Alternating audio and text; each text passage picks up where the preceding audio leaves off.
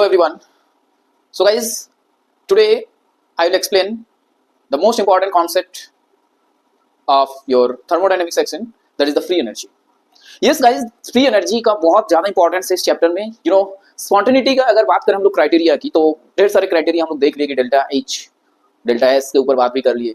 लेकिन क्या है दोस्तों, क्या कि ना तो डेल्टा एच सफिशियंट है किसी भी रिएक्शन का स्पॉन्टेनिटी डिटरमाइन करने के लिए, ना तो डेल्टा एस है. उसके बाद दोस्तों एक नया टर्म आया जिसका नाम है गिब्स फ्री एनर्जी. तो गिब्स फ्री एनर्जी से आप लोग बोल सकते हो कि कोई भी सिस्टम, कोई भी रिएक्शंस जो है स्पॉन्टेनियस होगा कि नहीं होगा. Just Gibbs free energy calculate कर लो. डेल्टा जी का वैल्यू अगर नेगेटिव आ रहा है तो no doubt this reaction is going to be a spontaneous process, it's going through a spontaneous process. So Gibbs free energy change का importance बहुत ज्यादा है. तो कोई भी रिएक्शंस का अगर ये चीज हम लोग कैलकुलेट कर ले तो स्पॉन्टेनिटी के ऊपर तो और पूरा कॉन्फर्म एक आइडिया आ जाएगा. अब देखो ये जी का टर्म क्या है, कैसे रिलेटेड है, और भी जो भी टर्म हम लोग पढ़ लिए जैसे एंट्रोपी हो गया, एंथैल्पी हो गया, ये सारे के सारे क्या कुछ इन लोगों के साथ कुछ रिलेशन बनता है इसका? क्या कुछ रिलेशन बनेगा? डेफिनेटली रिलेशन तो है जरूर, उसके ऊपर ही हम लोग चर्चा करेंगे. और नॉर्मली आप लोग देखे होंगे कि रिएक्शंस जो भी होता है दोस्तों वो हम लोग नॉर्मल ओपन सिस्टम में करते हैं. ज्यादातर रिएक्शंस की बात करें, कुछ आइसोलेटेड सिस्टम में भी करते हैं, लेकिन वहां पर दिक्कत नहीं है. आइसोलेटेड सिस्टम में आप delta S system greater than अगर 0 हो रहा है तो कन्फर्म हो जाओ कि डेफिनेटली ये तो स्पॉन्टेनियस है. लेकिन जैसे कि ज्यादातर रिएक्शंस हम लोग क्या करते हैं, ओपन सिस्टम में करते हैं, तो यहाँ पर दिक्कत होता है. फिर डेल्टा एस सराउंडिंग्स कैलकुलेट करना पड़ता है, बट उससे ज्यादा ऑथेंटिक दोस्तों डेल्टा जी कैलकुलेशन करना होता है. और ये जो जी कैलकुलेशन जब हम लोग करते हैं तो ऑब्वियसली बात है कि सर कौन सा चीज कांस्टेंट रख के करें. ज्यादातर रिएक्शंस जो होता है हम लोग एट कांस्टेंट टेम्परेचर और प्रेशर रख के करते हैं. तो ये थोड़ा आइडिया आप लोगों को समझा दिए. Now let's start. ये गिव्स फ्री एनर्जी क्या होता है.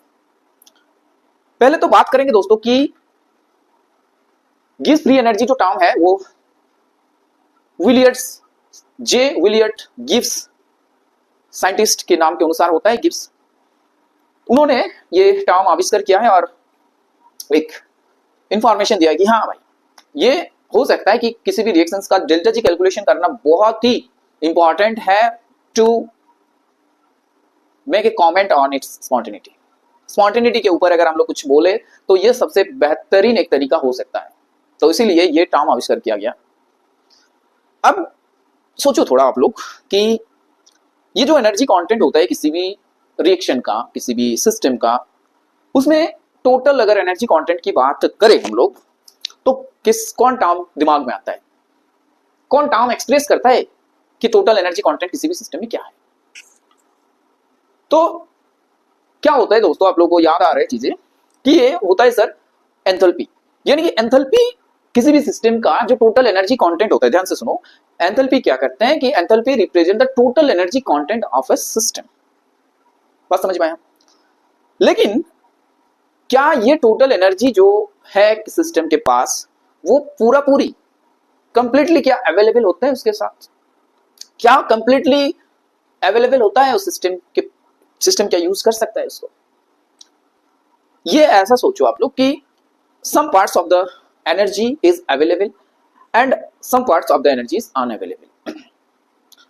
जो available part होता है, right, जो available part होता है, this is the free, and this available energy which is useful energy, ये को हम लोग G से डिफाइन करते हैं. and G actually defined the maximum useful energy or work done that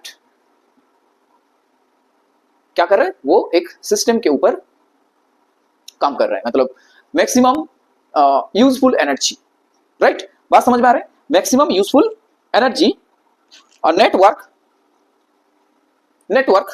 क्योंकि एनर्जी को यूज करके वो वर्क करेंगे, तो network performed by the system on surroundings, right? किसी सराउंडिंग से ऊपर क्या करेंगे, वो काम करेंगे. तो अगर हम लोग बात करें टोटल एनर्जी की, तो टोटल एनर्जी दोस्तों क्या होता है, बहुत धीरे धीरे हम लोग समझेंगे चीजों को. टोटल एनर्जी जो होता है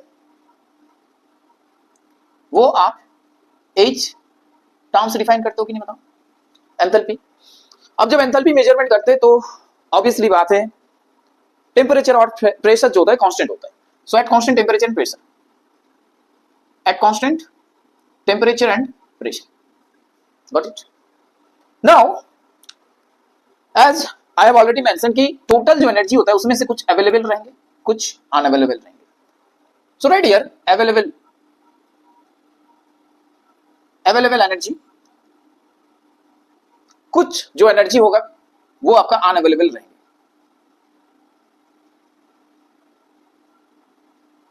अनअवेलेबल एनर्जी एंड अवेलेबल जो फॉर्म होता है एनर्जी का, जिसको आप यूज करके कुछ यूजफुल वर्क कर सकते हो सराउंडिंग्स के ऊपर, राइट, वो यहां पर जी से हम लोग डिफाइन करेंगे। और जो अनयूजफुल वर्क है, जिसको हम लोग यूज नहीं करते, अनअवेलेबल है, वो अनअवेलेबल एनर्जी, उसको दोस्तों हम लोग क्या करते हैं, कैसे डिफाइन करते हैं बताओ, टेम्परेचर और एस। अभी एस तो आप लोगों को समझ में आ रहा है कि एस होता क्या है। एस होता है एंट्रोपी, यानी कि टेम्परेचर और एंट्रोपी के बीच में अगर इनटू करें, मल्टीप्लाई करें, तो आएगा आपका एक टर्म टी एस। तो ये टी एस क्या करते हैं, डिफाइन करते हैं आपका अनअवेलेबल एनर्जी जो कि सिस्टम के पास प्रेजेंट है, राइट। तो दोस्तों ये जो टीएस का वैल्यू जितना कम होगा उसके पास क्या होगा कि वो जी ज्यादा अगर होंगे तो वो ज्यादा से ज्यादा एनर्जी यूज कर रहे हैं, अवेलेबल एनर्जी है उसके पास ज्यादा काम कर रहे हैं, राइट। और टीएस ज्यादा है मतलब उसके पास अनअवेलेबल एनर्जी ज्यादा है। अब देखो इसको हम लोग मैथमेटिकली लिखेंगे तो ये आएगा बराबर H total energy equals to R आपका जी, और ये टर्म टीएस, क्योंकि ये भी एनर्जी का टर्म है। टीएस जो है उसका यूनिट अगर आपसे पूछेंगे तो क्या होगा, जूल होगा, राइट। तो ये एनर्जी टर्म है टीएस, टीएस एक एनर्जी टर्म है दोस्तों, इसी से भी सवाल आते हैं। तो ये टोटल एनर्जी के साथ बराबर कर दिया हम लोग जी अवेलेबल एनर्जी और अनअवेलेबल एनर्जी। यहां तक सबको समझ में आया। अब यहां से आप लोग जी का कैलकुलेशन कर सकते हो, जी का एक्सप्रेशन बना सकते हो कि सर जी होगा H माइनस टीएस, बराबर हो गया कि नहीं बताओ, समझ में आया ये जी। और जी का नाम होता है गिव्स फ्री एनर्जी। ये जो जी होता है यहां पर, ये होता है आपका गिव्स फ्री एनर्जी, ये होता है आपका जी गिव्स फ्री एनर्जी, बराबर। अब देखो जब हम लोग एक आइसोलेटेड सिस्टम लेते हैं, आप लोगों को ऑलरेडी हम बताएं, फिर भी एक बार बता रहे हैं कि आइसोलेटेड सिस्टम में जब हम लोग काम करते हैं, आइसोलेटेड है, आइसोलेटेड, तो इस आइसोलेटेड सिस्टम में हम लोग क्या करते हैं, डेल्टा एस सिस्टम, ये अगर ग्रेटर देन 0 आ रहा है तो वो रिएक्शन स्पॉन्टेनियस है, स्पॉन्टेनियस है। ये बात समझ में आया। लेकिन अगर ऐसे हम लोग देखे हैं कि नॉर्मली रिएक्शंस जो होता है आइसोलेटेड नहीं होता, ओपन सिस्टम में करते हैं, तो एक रिएक्शंस मान के चलो ओपन सिस्टम में हो रहा है, ओपन सिस्टम में हो रहा है, तो ओपन सिस्टम के टाइम हम लोग क्या करते हैं ना, सिस्टम का तो कैलकुलेशन नहीं करते, हम लोग सराउंडिंग्स का मेजर करते हैं। सराउंडिंग्स का अगर ग्रेटर देन 0 आ रहा है तो ये सिस्टम स्पॉन्टेनियस है। फिर भी कुछ चीजें दिक्कत करते हैं वहां पर डेल्टा सराउंडिंग्स कैलकुलेशन में, उससे ज्यादा बेहतर एक टर्म की खोज कर रहे थे, एंड आफ्टर दैट फाइनली एक टर्म का खोज मिला दोस्तों, वो है आपका चेंज ऑफ फ्री एनर्जी। तो इससे बेहतर है दोस्तों, ऑथेंटिक है, डेल्टा जी का वैल्यू कैलकुलेशन कर लो। बात समझ में आया। तो किसी भी रिएक्शंस में अगर डेल्टा जी का कैलकुलेशन कर रहे हैं तो उसका वैल्यू अगर दोस्तों नेगेटिव आ रहा है, उसका वैल्यू अगर नेगेटिव आ रहा है तो आप कंफर्म हो जाओ कि हाँ ये रिएक्शंस जो है ये आपका क्या होगा, स्पॉन्टेनियस होगा। तो for any spontaneous reactions the delta G is negative. कोई भी स्पॉन्टेनियस रिएक्शंस के लिए डेल्टा जी का वैल्यू जो होगा वो नेगेटिव आएगा। डेल्टा जी का वैल्यू बहुत सारे इंफॉर्मेशन दे सकता है। एक तो 0 अगर होगा तो वहां पर इक्विलिब्रियम स्टेट को वो दर्शाएंगे। डेल्टा जी अगर आपका 0 आ रहा है तो उसका मतलब रिएक्शन जो है इक्विलिब्रियम में पहुंच चुका है, एट इक्विलिब्रियम ये चीज होता है। क्लियर है, सब सही चल रहा है एकदम बराबर। ओके, सो डेल्टा जी 0 होता है तो इक्विलिब्रियम होता है दोस्तों, एकदम बहुत अच्छे से समझ लो। इक्विलिब्रियम जहां पर रिएक्शंस फॉरवर्ड बैकवर्ड बराबर रेट में चल रहा है। हम लोग आगे में जाके देखेंगे कि जब इक्विलिब्रियम होते हैं वो कौन सी टेम्परेचर में वो रिएक्शंस इक्विलिब्रियम में पहुंचेंगे, वो भी कैलकुलेट कर सकते हैं हम लोग, राइट। एक रिएक्शन है और उस रिएक्शन का स्पॉन्टेनिटी टेम्परेचर के ऊपर डिपेंड कैसे होंगे, कौन से टेम्परेचर में अगर हम लोग रखेंगे उस सिस्टम को तो वो स्पॉन्टेनियस जाएंगे, वो भी कैलकुलेट कर सकते हैं बाय यूजिंग दिस इक्वेशन। तो डेल्टा जी जीरो होगा तो इक्विलिब्रियम स्टेट में पहुंचेंगे, डेल्टा जी अगर नेगेटिव हो रहा है तो स्पॉन्टेनिटी का क्राइटेरिया वहां पर फुलफिल हो रहा है and the reactions proceed from the reactant to product spontaneously. Reactant to product spontaneously जाएंगे, यहां पर रिएक्टेंट से प्रोडक्ट की तरफ जा रहे हैं। फॉरवर्ड रिएक्शन आपका स्पॉन्टेनियस होगा लेकिन बैकवर्ड जो होगा वो नॉन स्पॉन्टेनियस होगा, वो ध्यान रखना है। डेल्टा जी का वैल्यू अगर दोस्तों पॉजिटिव आ रहा है उसका मतलब आपका जो फॉरवर्ड रिएक्शन हो रहा है, मतलब reactant towards the product, reactant towards the product side जो होता है वो रिएक्शंस को फॉरवर्ड रिएक्शंस बोला जाता है and for this forward reaction the value of delta G is positive. अगर हम रिएक्शंस को बैकवर्ड सोचे यानी कि प्रोडक्ट टू रिएक्टेंट की तरफ सोचे तो उस हिसाब से आप बोल सकते हो कि डेल्टा जी अगर पॉजिटिव हो रहा है तो बैकवर्ड रिएक्शन आपका स्पॉन्टेनियस होगा, यहां पर फॉरवर्ड आपका नॉन स्पॉन्टेनियस होगा। फॉरवर्ड जो रिएक्शन है ये फॉरवर्ड रिएक्शन आपका नॉन स्पॉन्टेनियस होगा, नॉन स्पॉन्टेनियस, लेकिन बैकवर्ड रिएक्शन आपका स्पॉन्टेनियस जाएगा,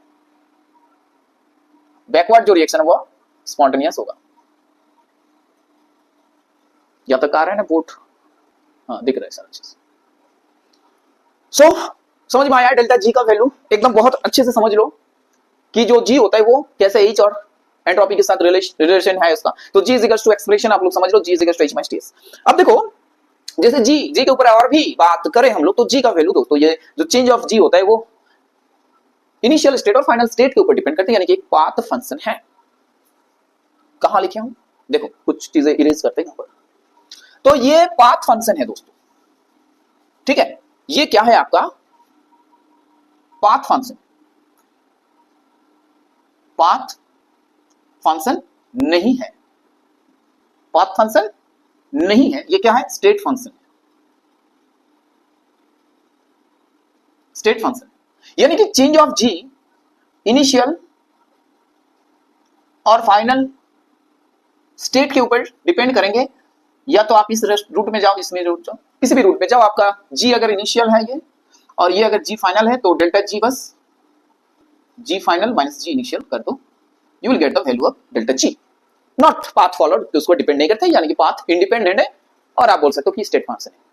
अब नेक्स्ट बात करते हैं कि डेल्टा जी जो है यानी कि गिव्स फ्री एनर्जी जो होता है वो क्या साइज के ऊपर डिपेंड करते हैं सिस्टम का? जी हाँ दोस्तों, वो साइज के ऊपर डिपेंड करेंगे, यानी कि ये सिस्टम का साइज के ऊपर डिपेंड करते हैं, राइट, साइज के ऊपर डिपेंड करेंगे।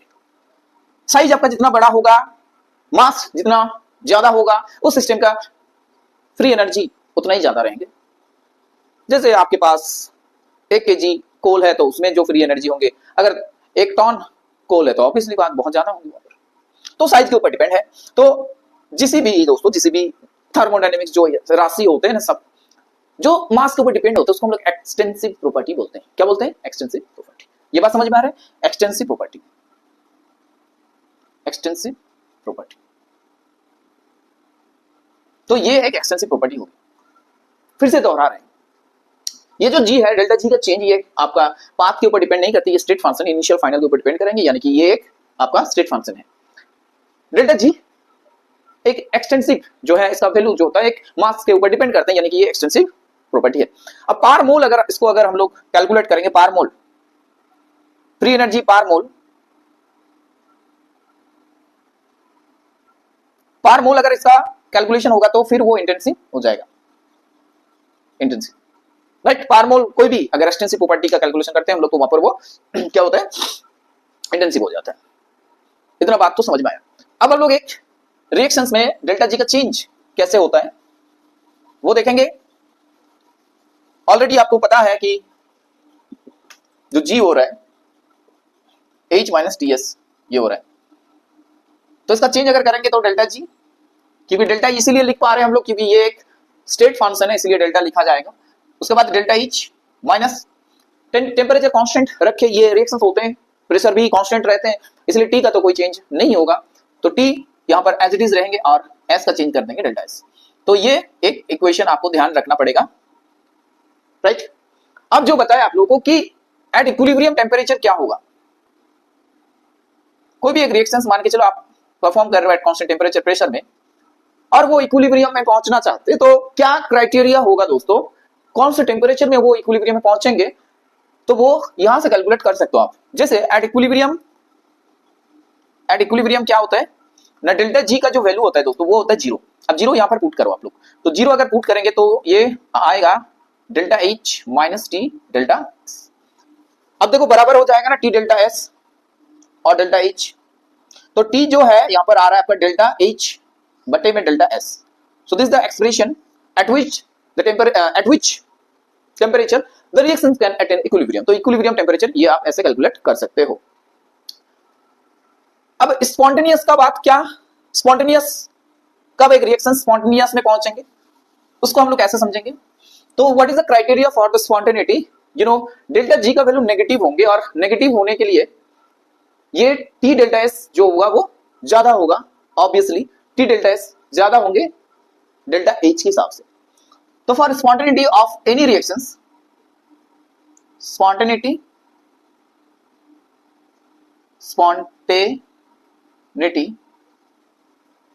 फॉर एनी रिएक्शन दोस्तों क्या होगा हमारा, टी डेल्टा एस ये ग्रेटर देन डेल्टा एच, ये होगा कि नहीं बताओ, क्योंकि ये नेगेटिव तब होंगे ना तो टी डेल्टा एस ज्यादा होंगे। तो यहां से आप कैलकुलेट कर सकते हो कि कौन से टेम्परेचर में वो क्या होगा, स्पॉन्टेनियस वो करेंगे रिएक्शन, स्पॉन्टेनिटी रहेगा। ठीक है, और एक इंपॉर्टेंट आपसे कॉन्सेप्ट जो है आप लोगों को बता रहे, सुनो, और एक इंपॉर्टेंट कॉन्सेप्ट के ऊपर हम आप लोग बात करेंगे। जैसे एक सिस्टम है दोस्तों, एक सिस्टम है और इस सिस्टम ने क्या किया, बाहर से Q amount of at constant pressure Q amount of heat ये सराउंडिंग से लिए, सराउंडिंग से क्या हुआ, क्यू अमाउंट ऑफ वो सिस्टम ने गेन किया। तो यहां पर डेल्टा एस जो होगा आपका सिस्टम, ये क्या होगा बताओ, is equals to Q P बटे में जिस टेम्परेचर में वो हो रहा है ये चीज। ठीक है, अब क्यू पी होता है ना डेल्टा एच के साथ बराबर, आप लोग पढ़े हो इस चीज को, डेल्टा एच के साथ बराबर होता है, राइट। अब देखो अगर सराउंडिंग्स की बात करें हम लोग, सराउंडिंग्स की, तो सराउंडिंग्स का तो घटेंगे ना वो, क्योंकि जो सिस्टम है वो हीट कहां से लिए, ऑब्वियसली सराउंडिंग से लिए। तो सराउंडिंग से अगर QP amount of heat gain किया सिस्टम ने, तो सराउंडिंग से क्यूपी अमाउंट ऑफ हीट घटा है, राइट। तो यहां आपका माइनस लिखना पड़ेगा, माइनस क्यूपी बाई टी। अब ये बराबर हो जाएगा क्या, minus delta H by T के साथ। अब डेल्टा सिस्टम को हम लोग सिर्फ डेल्टा एस लिखेंगे, ये मेंशन कर रहे हैं यहां पर। अब आगे बढ़ते हैं, देखो यू नो टोटल अगर देखेंगे, टोटल एंट्रोपी का चेंज ये होता है आपका सिस्टम और सराउंडिंग्स को मिला के, यू नो टोटल मतलब होता है यूनिवर्स, और यूनिवर्स मतलब होता है सिस्टम और सराउंडिंग्स को मिला के जो होता है वो यूनिवर्स होता है। तो डेल्टा एस टोटल बराबर हो जाएगा आपका delta S system plus delta S surroundings, right. अब देखो डेल्टा एस क्या लिखेंगे हम लोग, यहां पर डेल्टा एस में लिखेंगे सिर्फ डेल्टा एस, क्योंकि ऑलरेडी मेंशन है, और ये जो यहां पर है ये भी सिस्टम का ही है, यानी कि सिस्टम के लिए आप लोग ये कैलकुलेट कर रहे हो, ओके। प्लस ये नहीं लिखेंगे क्योंकि यहां पर हम लोग क्या लिखने वाले हैं, minus delta H by T इसके प्लेस में ये चीज यहां पर लिखने वाले, ओके। तो डेल्टा एस टोटल, अब टी से सबको इनटू कर दो, टी से, तो ये टी डेल्टा एस हो जाएगा, टी डेल्टा एस टोटल, ये आपका आएंगे T delta S minus delta H, okay. अब देखो इस T delta S minus delta H का वैल्यू अगर यहां से आप बता सकते हो, अगर लॉजिक समझ में आ रहा है ना, टी डेल्टा एस, तो इसको माइनस कॉमन ले लो, माइनस कॉमन लेते आपको मिल जाएंगे delta H minus T delta S. तो फिर ये आपका डेल्टा जी के साथ बराबर होगा कि नहीं बताओ, माइनस डेल्टा जी, यानी कि टी डेल्टा एस और इवन से डेल्टा एस यूनिवर्स वो आपका माइनस डेल्टा जी के साथ बराबर हो रहा है, ये यहां लिख रहे हैं टी डेल्टा एस यूनिवर्स, ये बराबर हो रहा है किसके ऊपर बताओ, डेल्टा जी इसके ऊपर,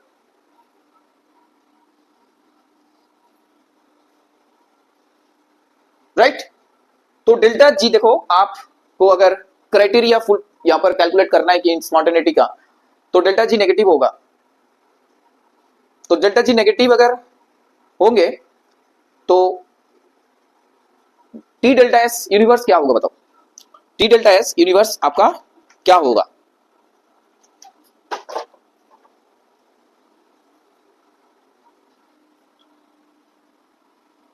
minus T delta S universe होगा। ऐसे करके इक्वेशन आप लोग बना सकते हो यहां पर कि टी डेल्टा एस तो हमेशा पॉजिटिव होता है, ग्रेटर देन जीरो होता है, और स्पॉन्टेनियस रिएक्शन होता है कि नहीं बताओ? ये तो जीरो होगा हमेशा, मतलब ग्रेटर देन जीरो पॉजिटिव। तो यहां से यहां तक अगर पॉजिटिव होगा ये टर्म तो ये नेगेटिव होगा, यानी कि डेल्टा जी हमेशा आपका क्या होगा for spontaneous reaction, spontaneous reaction delta G आपका नेगेटिव होगा हमेशा। समझ में आया क्या किया हम लोग कि एक लॉजिक डेवलप किए यहाँ पर कि टी डेल्टा एस के साथ टी डेल्टा जो यूनिवर्स है वो हमेशा क्या होता है, लोग ऐसे बोलते हैं ना कि फॉर स्पॉन्टेनियस रिएक्शन ये जो डेल्टा एस टोटल होता है वो आपका ग्रेटर देन जीरो होगा, तो वो हमेशा पॉजिटिव होगा स्पॉन्टेनियस रिएक्शंस के। तो ये अगर पॉजिटिव होगा तो डेल्टा जी हमेशा नेगेटिव होगा फॉर स्पॉन्टेनियस रिएक्शंस। ये कंक्लूजन हम लोग यहां से बता सकते हैं। ठीक है, समझ में आया कि नहीं बताओ? तो दोस्तों डेल्टा जी का वैल्यू क्या क्या हो सकता है, जीरो होगा तो क्या होगा, पॉजिटिव होगा तो क्या होगा, नेगेटिव होगा तो क्या होगा, किस टेम्परेचर में कोई इक्वेशन जो होगा वो आपका इक्विलिब्रियम में पहुंच सकता है, स्पॉन्टेनियस होने के लिए कौन सा टेम्परेचर का रिक्वायरमेंट है किसी भी रिएक्शंस में, किसी भी यहाँ पर दो टाइप ऑफ रिएक्शंस आप लोग से ले सकते हो, दो टाइप ऑफ चेंज ले सकते हो, केमिकल चेंज के साथ भी ये चीज होगा और फिजिकल चेंज के लिए भी ये चीज होगा। तो चेंज जो होगा यहाँ पर बात करेंगे फिजिकल प्रोसेस और आप केमिकल चेंज ले लो, दोनों में ये मतलब दोनों चेंज के लिए लोग ये बता डिपेंड करते हैं, मतलब दोनों चेंज के लिए करते हैं ये चीज। डेल्टा जी का जो हो रहा है सिस्टम, या तो आप केमिकल चेंज कर लो या तो फिजिकल चेंज कर लो, for both the process this equation is valid. तो बताओ डेल्टा जी यानी कि गिव फ्री एनर्जी के ऊपर आप लोगों का एक कॉन्सेप्ट हुआ कि नहीं, बताओ एकदम सच बताओ। अगर समझ में आया ना तो दिल से दोस्तों लाइक कर दो और कमेंट करो कि हाँ सर समझ में आया है, और दोस्तों नया हो तो चैनल को सब्सक्राइब कर दो। रेगुलर बेसिस में वीडियो बनाएंगे दोस्तों, कोई दिक्कत नहीं होगा। जैसे थर्मोडायनेमिक्स का कंप्लीट हो गया, कुछ चीजें अगर बाकी है तो वो कर लेंगे हम लोग, कुछ क्वेश्चंस इंपॉर्टेंट क्वेश्चंस एक लेक्चर बनाएंगे, वहां पर जितने सारे इंपॉर्टेंट क्वेश्चंस होते हैं वो डिस्कशन करेंगे नेक्स्ट वीडियो में। उसके बाद और कुछ इंपॉर्टेंट वीडियो कॉन्सेप्ट के ऊपर बात करेंगे, कुछ नया चैप्टर स्टार्ट करेंगे, इक्विलिब्रियम चैप्टर स्टार्ट करेंगे, और इक्विलिब्रियम चैप्टर को इसी हिसाब से छोटे छोटे पार्ट में डिवाइड करके कंप्लीट करेंगे, क्वेश्चंस डिस्कशन करेंगे। बस आप लोगों को थोड़ा साथ देना पड़ेगा यहाँ पर, right? So thanks for watching, bye everyone, take care and bye. Okay.